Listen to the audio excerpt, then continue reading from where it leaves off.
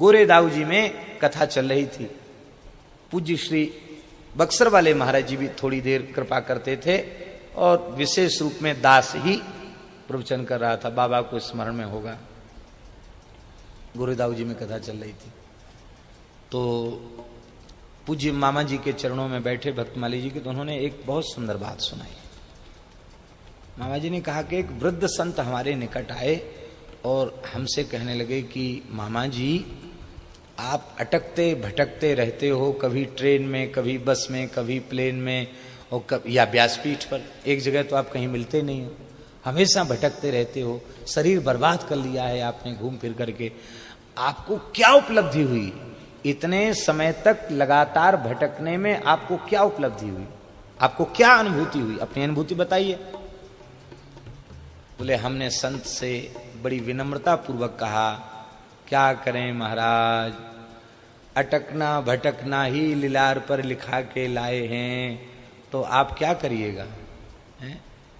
जब हम अपने भाग्य में ही लिखा के लाए हैं कि बस कहीं ट्रेन में कहीं प्लेन में और बस भटकना ही भटकना है, तो आप हमारे भाग्य को मिटेंगे क्या? नहीं नहीं नहीं, ये सब बातें मत कहो। आज तो आपको बताना पड़ेगा कि आपकी अब तक के जीवन की उपलब्धि क्या है। कहे हमने बहुत हाथ जोड़े महाराज, क्यों पीछे पड़े हो, हम नहीं कर सकते। तो पीछे बोले आज हम जाएंगे ही तब जब आपसे सुन लेंगे कि आप, जब आपको कुछ मिला नहीं तो आप भटकते क्यों हो? मामा जी कहते पता नहीं क्या हुआ, हमको आवेश आ गया और हमने थोड़े कठोर स्वर में कहा, हमारी अनुभूति जानकर आप क्या करेंगे? हमारी उपलब्धि जानकर आप क्या करेंगे? कैसे आपको क्या मतलब क्या करेंगे? अब वो तो अधिकार लेके आए थे ना महात्मा। मामा जी ऐसे महात्मा थे, उन पर बड़े बूढ़े साधु बहुत अपना दबाव रखते थे। अब वो सबका दबाव मानते भी थे, ये भी बात है। बोले अब तुम्हारी पंडिताई नहीं चलेगी, आज तो हम जान के तब यहां से हटेंगे। कहते मुझे आवेश हो गया और हमने कहा कि हमें जो उपलब्धि हुई है वह उपलब्धि भारतवर्ष के गिने चुने किन्हीं भाग्यशालियों को हुई होगी, वह उपलब्धि मुझे हुई है। बड़े बड़े सिद्ध और बड़े बड़े साधक जिसके लिए ललचा रहे हैं, वो उपलब्धि हमको हुई है। महात्मा सन्न रह गए, क्या उपलब्धि हुई? मामा जी इस वाक्य को कहकर रो पड़े। बोले भारतवर्ष के समग्र संतों का लाड़ हमें मिला है, इससे बड़ी उपलब्धि मैं अपने जीवन की दूसरी नहीं मानता।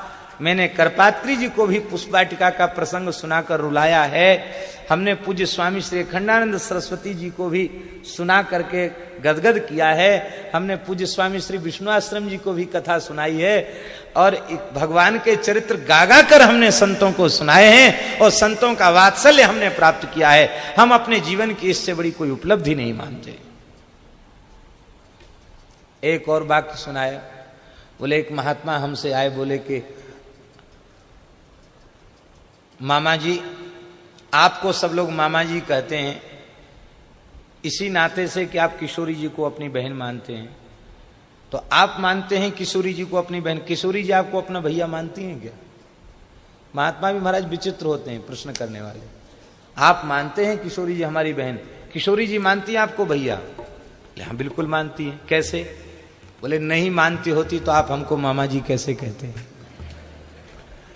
इतने भारतवर्ष के संत हमको मामा जी कह रहे हैं तो संत प्रमाणित कर रहे हैं कि किशोरी जी संबंध मानती। नहीं मानती तो संसार के इतने संत, बड़े बड़े संत, बड़े बड़े जगतगुरु स्वामी शांतानंद जी महाराज भी मामा जी कहते।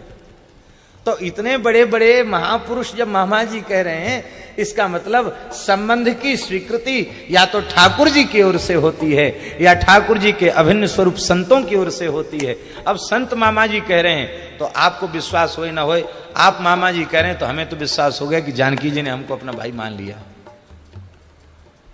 जीवन में संत की बड़ी सेवा, यही सबसे बड़ी उपलब्धि है। आपने हमारे ऊपर बड़ी कृपा की है जो हमको भगवान की कथा कहने का अवसर प्रदान किया है।